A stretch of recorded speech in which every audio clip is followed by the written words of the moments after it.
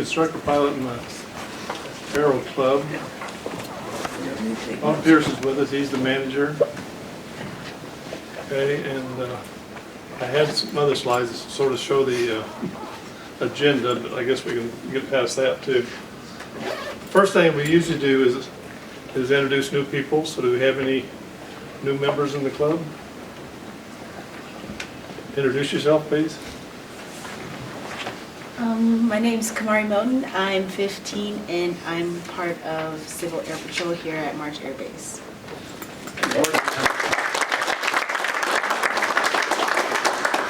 Working on her private. She just got started. Anyone else? Stand up, please. Hi, my name is Rick Dante. I'm with the Civil Air Patrol Unit in Riverside. Very happy to be here. He just got his instrument. He just got his instrument ready. Anyone else? Stand up, please. He's not. My name is Joel Barrett, and I'm active duty National Guard here at March Air Reserve Base with Hunter Infantry Command.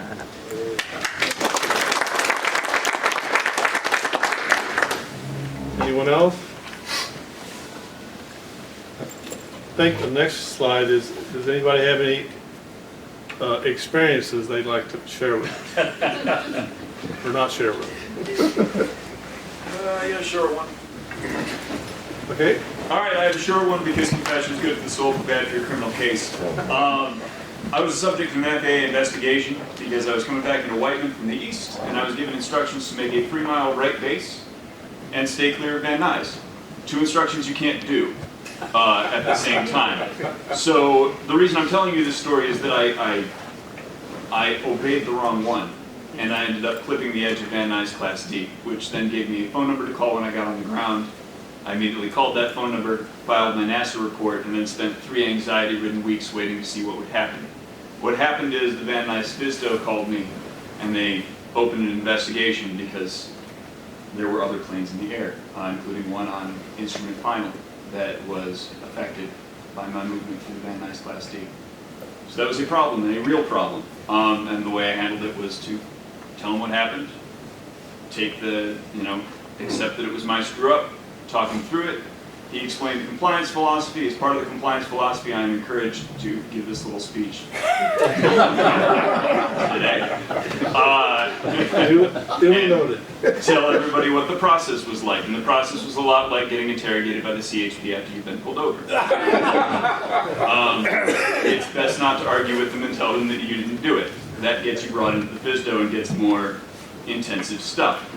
We resolved the case with verbal counseling, which involved the FSDO individual talking me through the error, talking through ways that I will not do it in the future, encouraging me to do some more research and look at the charts. And to remember that when an instructor gives you a direction, when ATC gives you an instruction that you cannot necessarily comply with and remain outside of the area he tells you to remain outside of, deviate from the instruction and tell him that you're deviating. And not call your 3-mile left base and then have him tell you that he'll have a phone number for you on the ground. So, I have confessed. We can all talk offline later if people have questions about the process or how it works. It is pretty anxiety-inducing for a new pilot. Thanks, guys. Anyone else? Anyone get a new rating or anything like that? Fresh Private, January 3rd.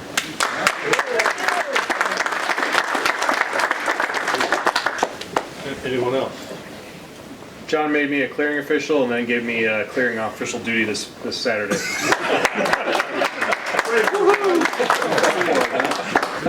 We're looking for more volunteers too. Thank you. That's the other side. Bob Pierce, you're up.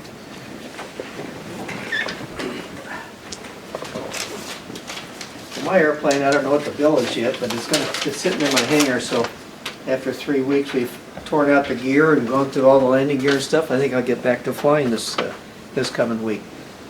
As soon as I get it over to Van Nuys, I got to go through that same airspace to get to Whiteman to have them fix it because they didn't fix the ICS after they put in my ADSB.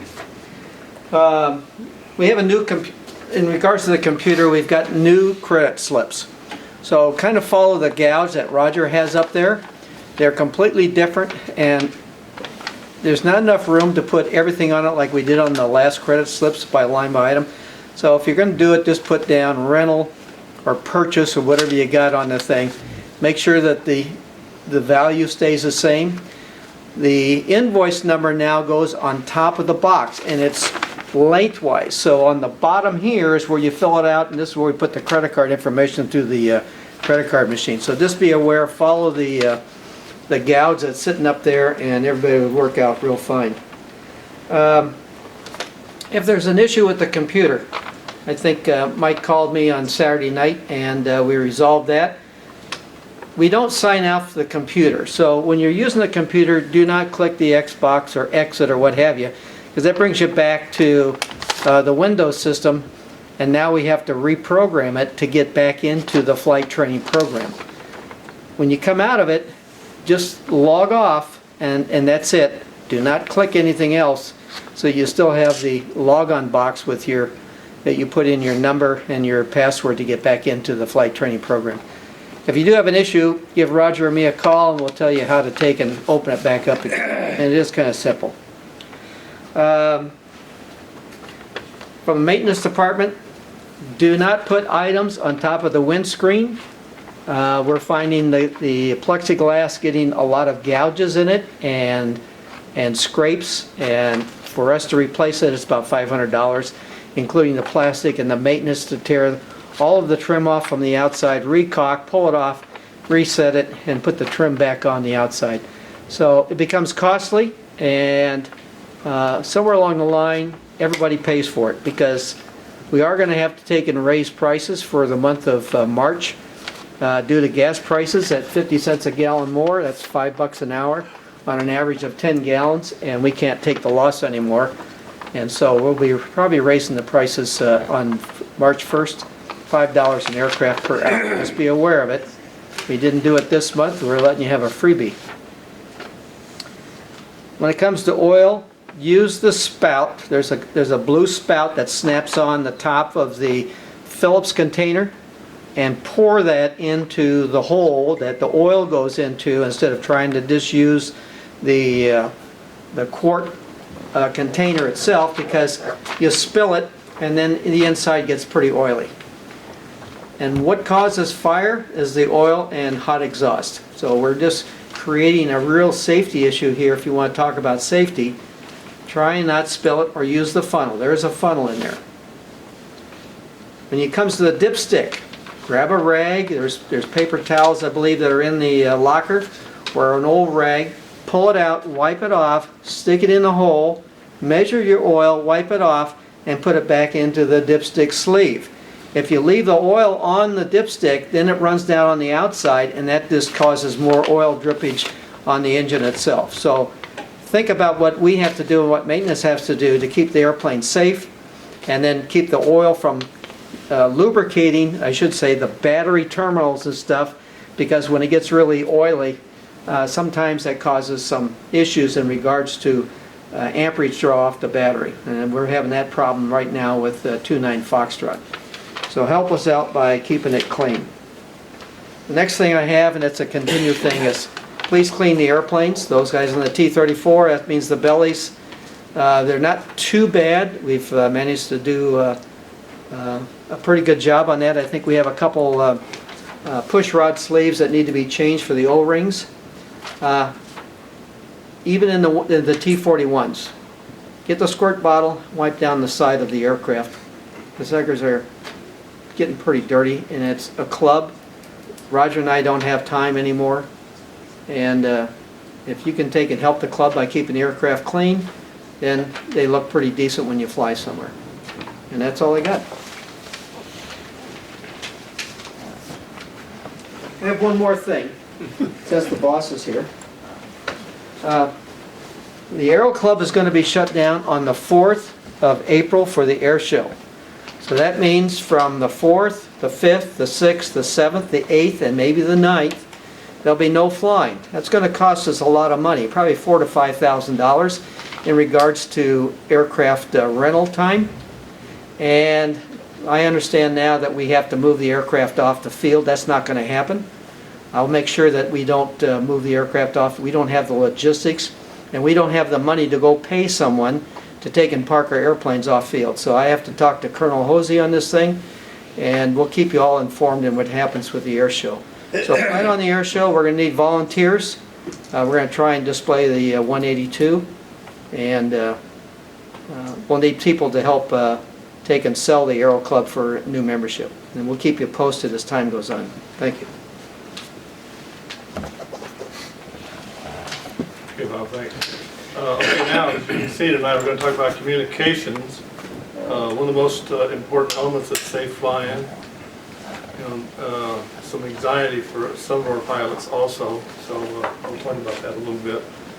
If I can get this next one to play.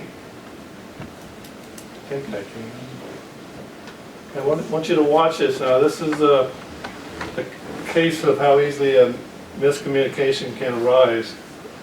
So this is some airliners and some controllers. So I want you to watch this and try to decide whose fault is it? Or is it are they both controllers and pilots' fault? If I can play it, we'll see what happens.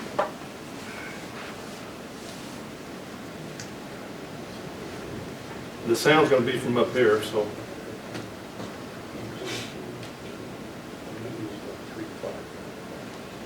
But the verbiage is on the screen also.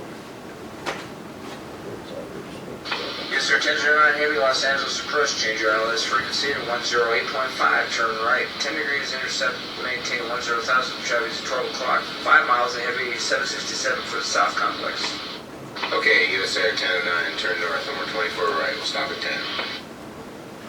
Yes, sir, 1009, you're 6 miles from Denay, across Denay, or above 8,000, clear for the ILS, runway 24 right approach, side step 24 left. Caution way turbulence, there's a heavy Airbus just west of Santa Monica that will turn in ahead of you for 24 right. I'll point out the traffic when you get closer. Okay, Denay at 8, we're cleared for the ILS approach 24 right with a side step, US Air 1009. US Air 1009, reduce speed to 210. 1009, US Air, we're slowing.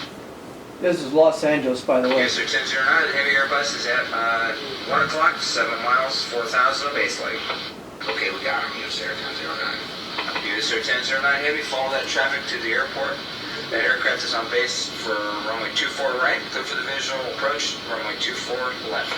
Okay, we're clear for the visual, 24 left, US Air 1009. US Air 1009, contact Los Angeles Tower, 13.9 or Roman. 33.9 or Roman, good night. Good night.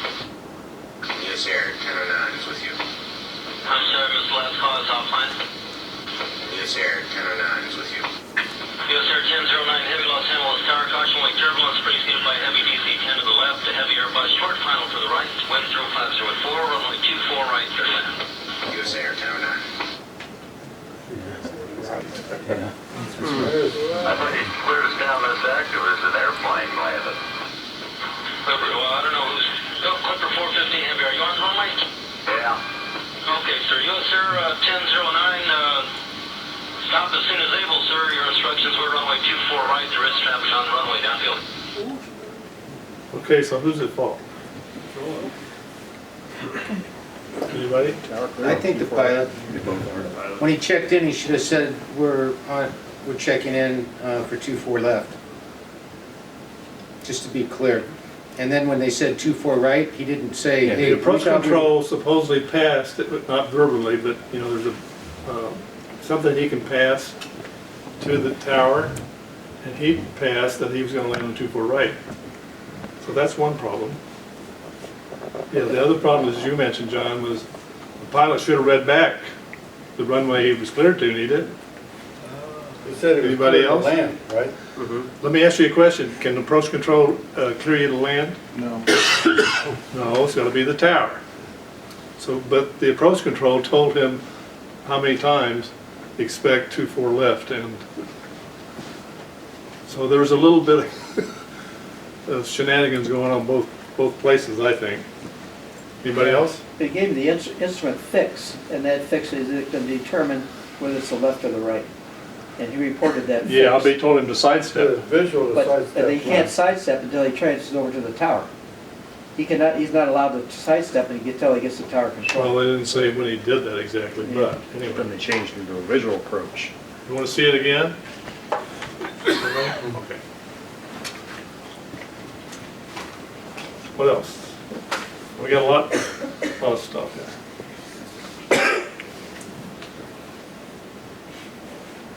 So, when we try to communicate, especially on the radio, there's measure of successes, one of them being the right information.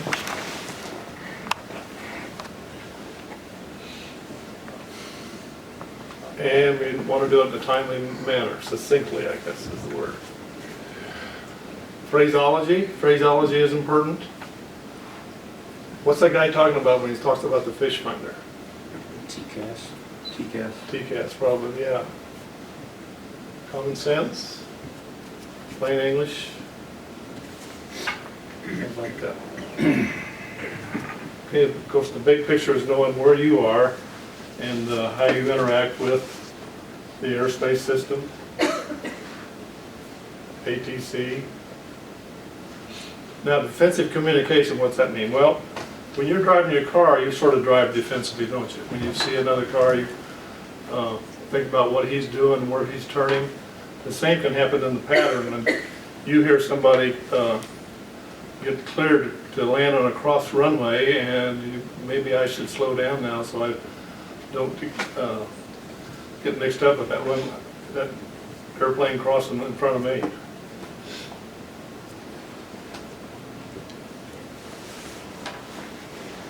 Anybody recognize this panel?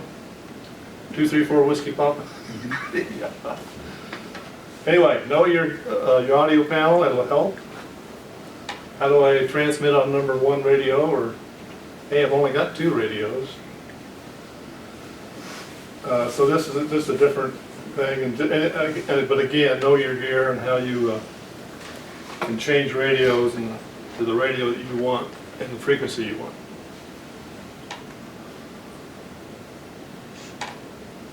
And if you can't hear anything on that radio, turn it up. And of course, the latest in the Garmin is you've got voice activated avionics.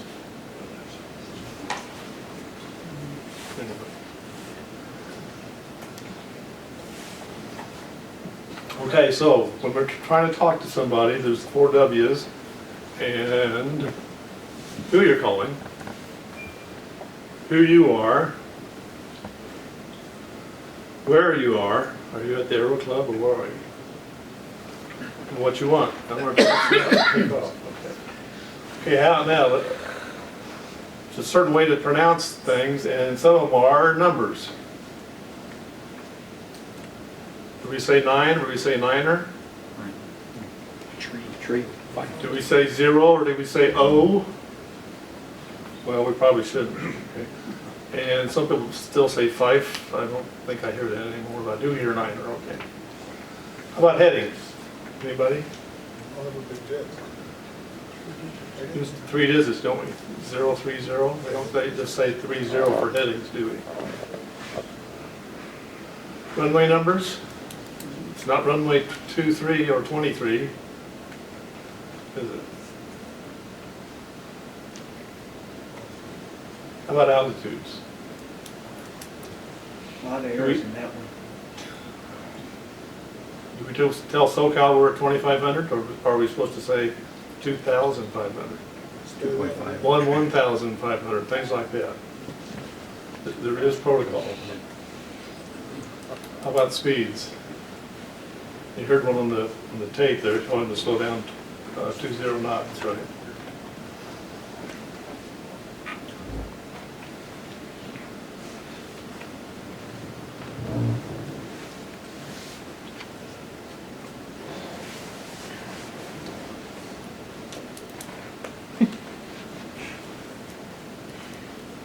Are we saying this? No, SoCal's probably saying it to us, or the controller's saying it to us.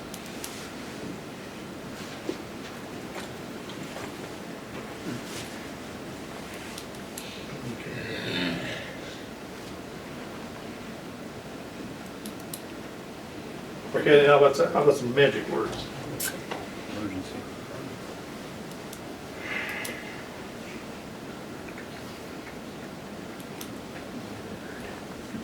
This is probably us saying this back to the controller, unable, yeah. And if you don't get that transmission, tell him to say it again. I had one Monday, Yeah? a good confusing clearance.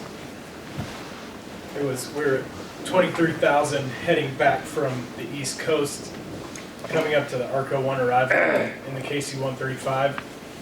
And the LA Center said reach 980, descended flight level 200, maintain 16,000 at thermal. I'm like, which one is it? So we had to clarify. Okay, that last one, some people won't use it, but it does work. Yeah. Okay, use travel plans. I need to be in New York on Monday, LA, and Tuesday, New York on Wednesday, LA, and Thursday, New York on Friday. Got it. Congratulations on your deal in Denver, Dave. I'm putting you down to deal with Dallas. Don, is it a deal? Do we have a deal? It's a deal. I gotta go. I got a call coming in. Hi, Doc. Just double down. You got a deal? Good. I'm putting you down to deal. It's a deal with the deal. Are we dealing? We're dealing. Dave, it's a deal with Don, Doc, Dick, Doc. It's a deal with Dave, Dick, and Dave. Don, it's a Doc with Dick, Dave, and Dick. Gotta go. Dave, disconnect. You gotta go. Dick, disconnect. You gotta go. Okay, the point here is you want to get on the radio and get off, obviously. You want to be succinct and all that, but you might want to slow it down a little bit sometime.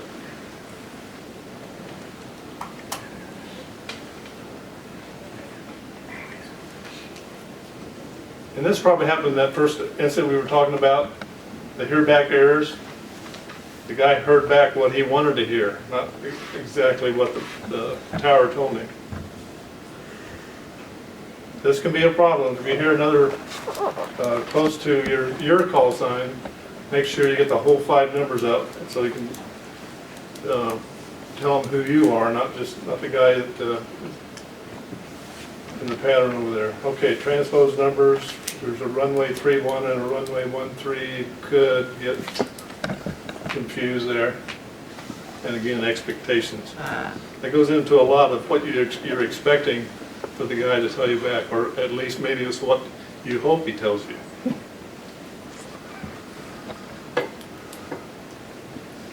If this situation happens to you and your passengers are talking while you're trying to talk to tower or somebody, you've got to tell them. When you hear our call sign, you got to be quiet. Yeah, I like the isolation switch if I had one, but hadn't seen one of those. Okay, now you got an emergency. You're not talking. Are you going to go to 121.5 just because you have an emergency? No. Talking to ATC, you can declare emergency with them by not changing your radio. At least you know you're in range with him and you got contact with him, you got communication. And of course, we always say aviate, navigate, fly the airplane. So let's talk about some communication with towers and different airspace. Okay. Now, especially for the new pilots, get out here and talking with the tower might be a little intimidated. So most of the. Sorry, one. What's that? Nothing. Go ahead. We're doing Lord of the Rings. Anyway, not that hard. The tower probably uses 90% of the time the same frequencies over and over. So as long as you get out there and try to talk to him, you're going to hear the same stuff and you're going to get an idea of what the flow is and stuff like that. When is communication established? Call sign to use. Now that's, if you're talking to anybody really, if you come into Class C airspace here at March, if he comes back and talks to you with your call sign, you're in contact. You can enter his airspace. Same with Class Delta.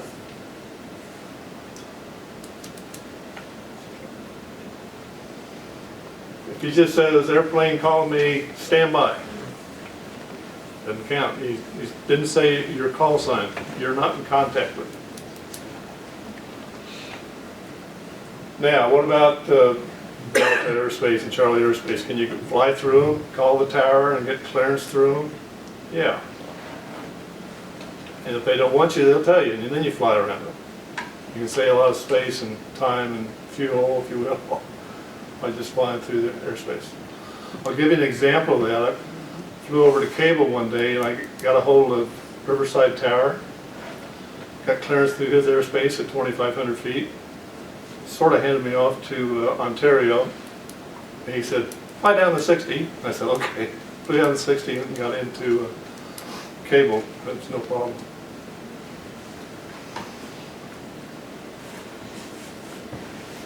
Do you need to hear frequency change approved? Yes. Yes. Well, that's sort of a personal thing, I guess. Okay, what about special VFR now? Can the tower offer you special VFR? No, you've got to ask for it. Now think about special VFR. You're operating clear clouds with 1 mile visibility. Are you going to ask for a special VFR clearance going out of March here? No, it doesn't make much sense. If you're trying to get into a field to land, yeah, that, I can think of that. But trying to get a special VFR clearance on takeoff, I don't think so. To get out of trouble, yeah. And you still gotta stay clear of clouds in the special. Right. Yeah.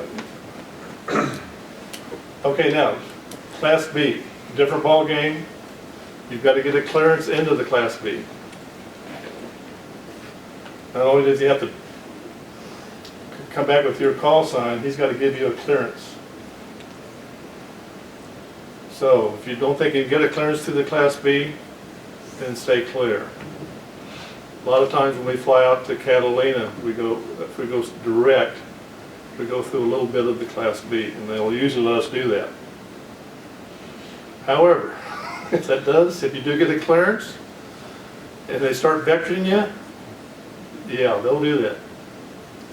So be aware of that. They'll have traffic going into LAX, right? They'll tell you to turn southbound, and Catalina's that way. Yeah.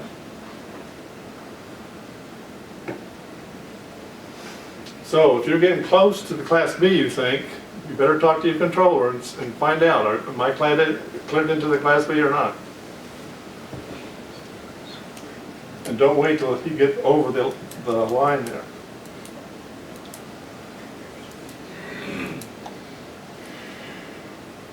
Now, non-towered rules don't apply if you go down to Hemet or places like that, non-towered.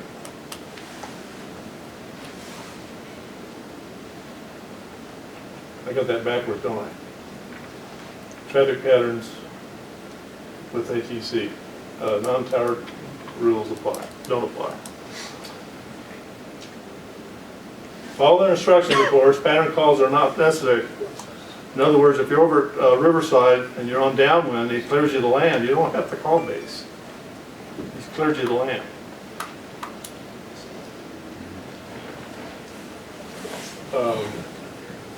There's another thing about Riverside. You always are told to expect left traffic, right, unless you hear different. So if you go over to Riverside, you're flying left traffic to runway 27. I have flown right downwind to 27. So be on your toes, I guess, is one thing. If it gets busy, he's going to put you where he doesn't have other traffic. Okay, now this is a good one here. Which one are they talking about?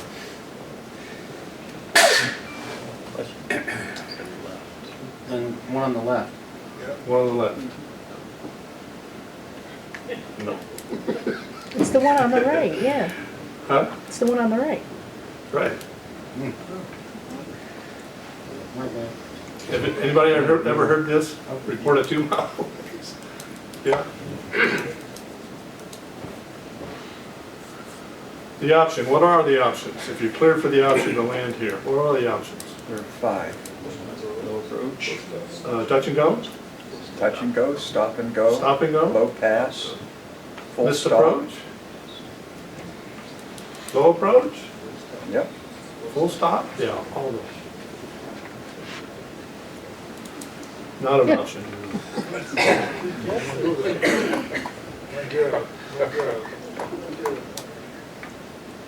Okay, clear for the visual.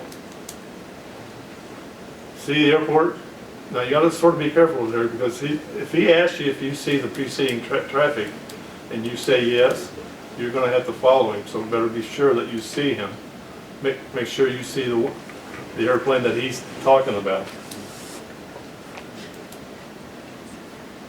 Contact approach, what's a contact approach? That's tower initiated. I'm sorry? That's not pilot initiated, that's tower initiated. No, it's Or pilot- approach it's- initiated. Pilot I'm sorry, initiated. it's just the opposite. Yeah, we can't It's the solicit. pilot who. Pilot initiated, May this is I just have like a special contact PFR. for it? The tower won't offer you a special PFR, it won't offer you a contact approach. I can see the ground and I can make my way into the field. I see the 60. Well, so Or I'll see tell the you, preceding okay, traffic. this is the war story. I was over at Clark, and we were doing a low level, and we're coming into the drop zone. The drop zone, Bam Bam drop zone was right by the tower at Clark, or the field. And we had clouds right above us, just right over the formation. So how are we gonna get in without an IFR clearance? Because we're not VFR. So, request a contact approach, and they approved it. And we got the drop off, yay. Can we cover something right there? Back it up for a minute. If one is on an instrument approach and you're 5 miles out and they come back and ask you to report a visual, are you cleared aircraft, are you given aircraft clearances if anybody's in front of you or to the side of you? Once you declare yourself, you've got visual in the airport. The key is that once you've reported visual, you're off the radar screen. You have no protection on the airplane you're flying because they expect you to see the visual, and they're not going to give you any kind of traffic for safety. They might. And technically, though, you're responsible for your own separation at that point. Yeah, that's right. But they don't have to give it to you. And most of the time, not going into LAX, they refuse to even give it to you. But they changed. It's just something to think about, that I would never change over to the frequency to the LAX tower when I was 5 miles out and I had a visual in the airport. I stayed with them all the time. They hated it because they always have to give you clearances of any aircraft that's crossing out of Long Beach, low altitude, high altitude, whatever that aircraft is. They have to keep giving you traffic for safety issues. And then when I got within the range of the airport, then I'd switch over. And that way I'd always have radar contact with somebody giving me clearances of traffic. It's something to think about.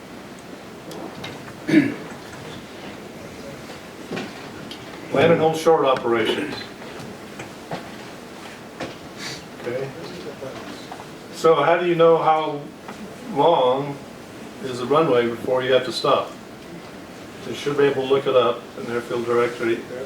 Tower should be able to give you that distance also. So if you're not sure, go around and tell them, I'll wait. I'll land later, so I don't have to worry about it. You can't tell them just I'm unable? You can't say You don't unable? have to say unable, you say I don't want to. Okay. And land? And keep circling until they clear you the land, Oh, okay. All right. or a different runway. John, I have a John, question. Air Force aircraft are not allowed to participate in land and hold short operations. We're only allowed to passively participate, which means another aircraft can land and hold short for us, but we can't do it for other Oh, is that right? aircraft. So I'm wondering if Aero Club aircraft fall under the Air Force aircraft umbrella regarding that. I haven't heard anything like that. I don't think so. I don't think there's anything in our regulations. There's nothing there, and you're carrying an N number. So the N number is basically FAA rules. So if they clear you to land and hold short, you got to comply with it. If you can't comply with it, you have to tell them that you can't comply. And they'll either take and give you a different runway, or like John says, put you back into a downwind and feed you back into the traffic pattern. Normally, it's on the ATIS. land and hold short operations are in progress. If you pick up your ATIS, you hear it, you don't want to do it, when you check in with approach control, you say unable. You just tell them unable. Don't plan on me doing that. You don't have to give a Don't reason. fly all the way to You don't have to give a tower. reason, just say unable, yeah. That's right. Don't wait until you get the tower and then he says land and hold short. And then at that point, you might have to say unable and he's going to send you around because they planned on you doing that. So when you check in with the approach control, if it's on the ATIS, you say unable hold short. And then they will plan on you not having to do that.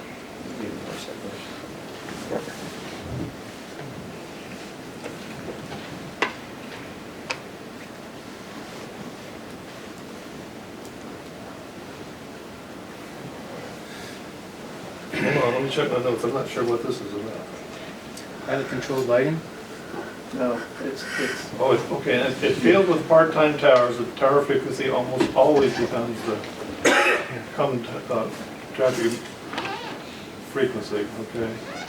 That's not always the case, you want to check this, because it could be the Unicom frequency, that's all it can really talk about. Riverside, when the tower closes, goes to the CTAF Right. system, which is just a common frequency for everybody, because the tower's closed.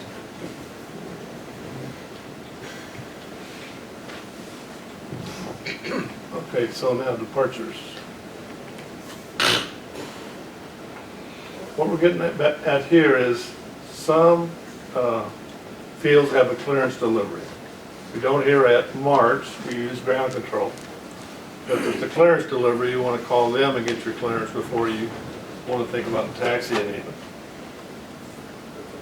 I believe Santa Ana works that way.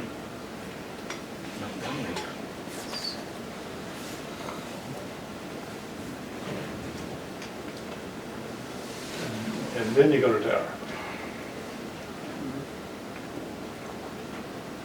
And then contact, well, around here, SoCal.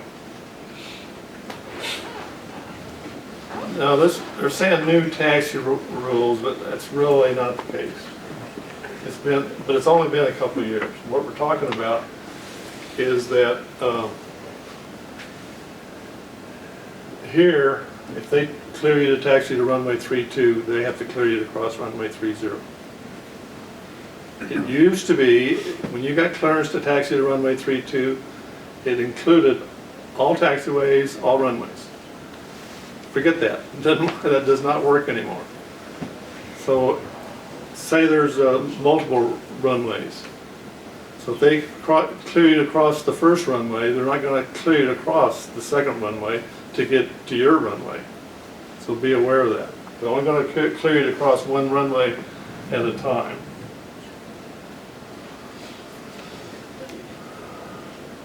Yeah, the more taxi 2. This is a different one too. We used to get taxi into position and hold. Now it's line up and wait. My student today said, what was she talking about? Yeah, this is the new one. Before, they were using this in Europe, and I guess ICAO, I don't know what happened there, but they decided to start using it in the States. Bad idea at non-tower, yeah, probably. Okay, approach, departure, and center. What's the difference? Just the number of primary airports served, some basic services. And that's the difference between TRACON and approach and departure control. Flight following. We usually don't do much flight following, unless you're going to go IFR or something like that. If you're already airborne and you want to try to get flight following, now that's another can of worms, I guess, or however you want to call it. You've got to get a hold of SoCal on the right frequency and tell them who you are, what you want to do, and then they'll decide whether to bring you on board. It's on a work available premise too. You got to remember that. If he's got a lot of traffic, he may tell you no. So be aware of that.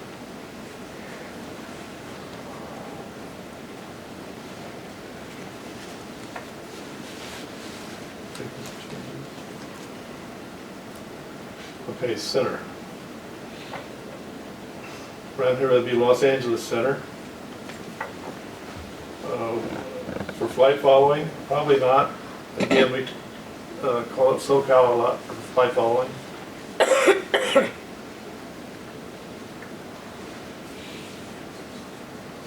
Non-towered. The basics.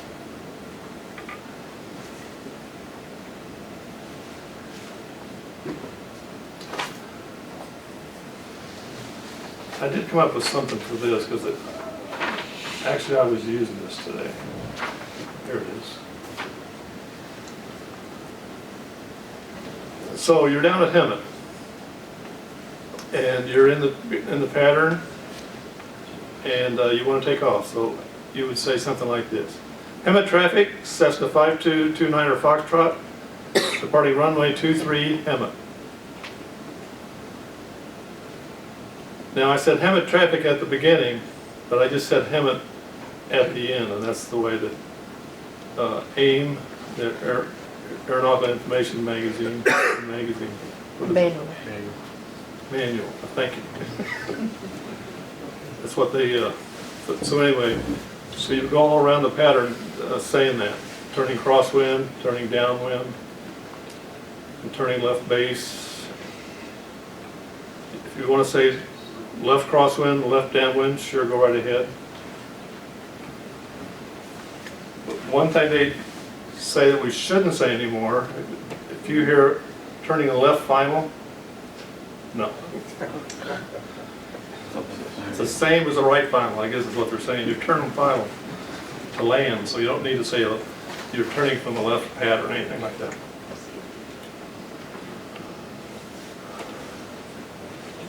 Yeah, the second traffic's unnecessary.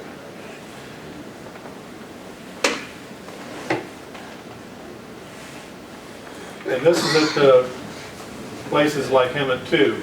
You can get a radio check, but are you going to check all your radios? I don't think so. Even your handheld? I don't think so. Sounds like Redlands. Does it?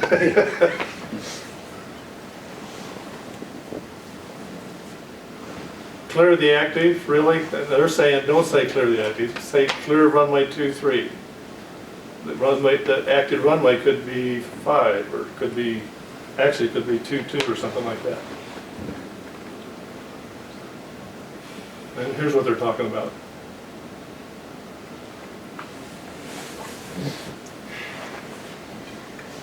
Left You just- final, really? Yeah, I was just gonna say, left final, you said not to say that. though. Right. That's what they're saying, don't say that. Taking the active, again, taking runway 23, on the go. Any traffic in the area? Okay, now, flight service.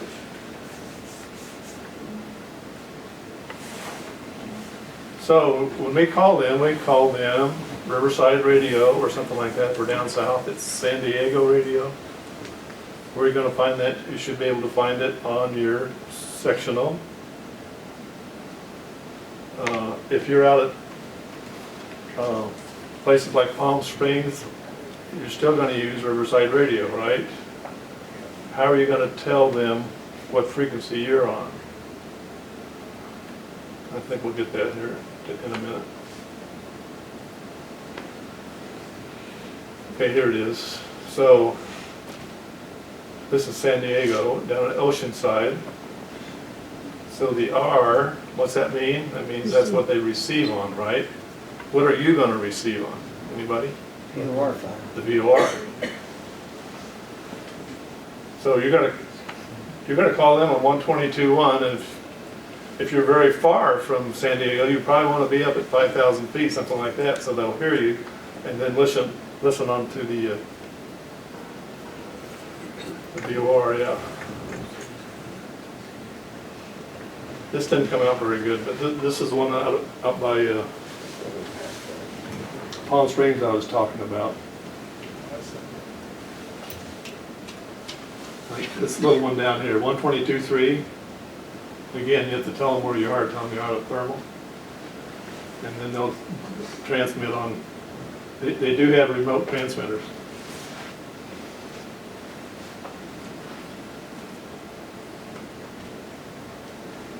I think I'm about in the same spot. Okay, weather advisories. Again, we're talking about flight service. You can call flight service and get the weather anytime. Remember, Flight Watch is discontinued. We don't use that anymore. Flight Watch was on an hourly basis anyway, and flight service now is 24/7. So anyway, don't use 122.0 anymore.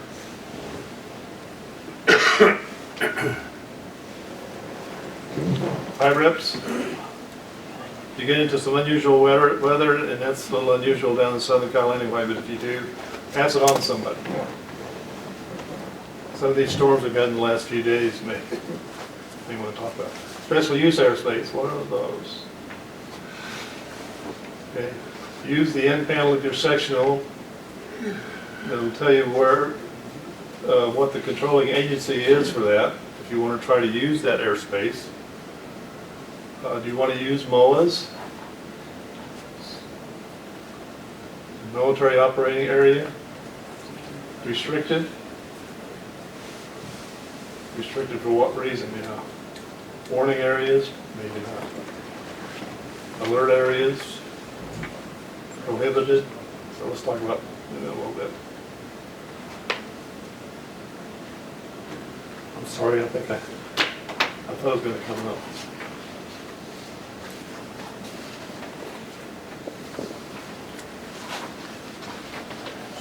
MOAs, yes, under VFR, but better be careful. Restricted, not unless it's cold. That's why you got to know the controlling agency. Warning, yes, but be careful. Again, you might want to call the agency. Alert, yes, but be on your guard. Some of these areas they use for fire and artillery and stuff like that, so you don't want to do that. Prohibited, no. Okay.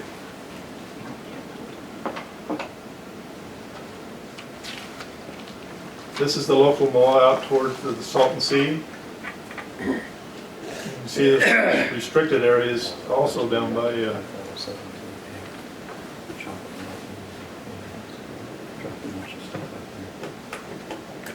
Camp Pendleton. Now the thing about this, somebody told me, Ken Earl, these restricted areas right along the coast, they're active by NOTAM. So if you can find the NOTAM for these, and then you want to fly down the coast and sightsee, you can.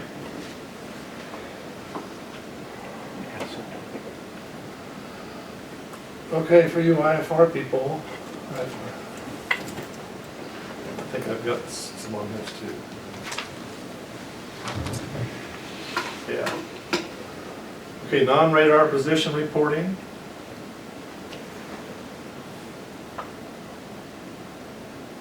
Required reports are Fixes. Final approach fix, procedure turn inbound, you've revised your ETA by 3 minutes or more.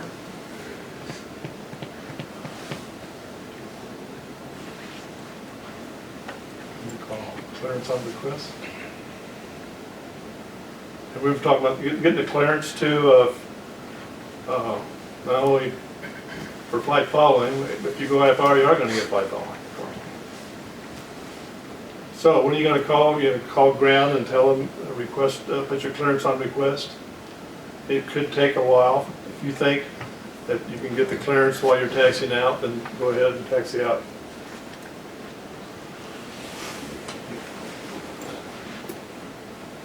Trying to get an IFR clearance out of a non-towered airport. You can call them on the radio. In some places, some other places, you're probably going to have to call them on the phone, and they'll give you a time that you have to be airborne by. You can't make that time, you got to call them back. It's a window. Yeah. They give you a window. Normally it's about a 5-minute window. And it's for placement. Yeah, the void times. Again, could be via flight service. Any questions? There are some prohibited areas locally.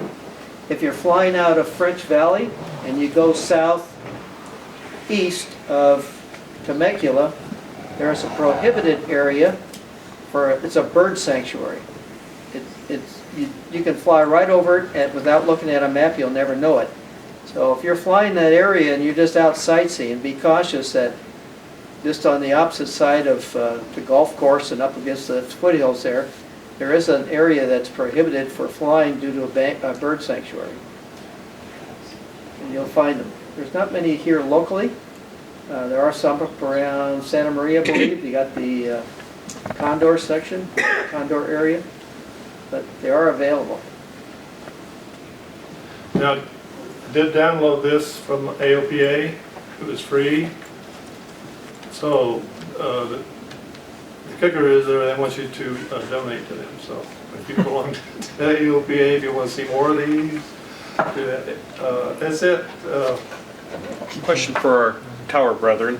The meaning of closed traffic. Now, coming from the Navy Marine Corps, as soon as I get closed traffic, that means I can go around the pattern as much as I want. Yeah, we'll approve the left, normal traffic patterns will obviously left closed traffic unless it's a right pattern in there. So you're asking, do we expect you to pull closed? I mean, you're gonna have to ask closed. Well, I've just noticed, like, coming from my background, as soon as I hear closed traffic, I'll just turn whenever I want and do my thing multiple times. I've noticed here, I'll get closed traffic and then I'll get left turn approved. Yeah. So just trying to. And sometimes they'll also use, depending on the point that we want to turn you, sometimes we'll, extend up 1 mile and left closed for traffic, something like that. It just depends on the traffic situation. But generally, the standard pattern is left, and if you want to go, if you called for a low approach, we expect you to make a left pattern unless we tell you otherwise. But once you're cleared for the option, we know that you're going to go closed. Well, I guess my question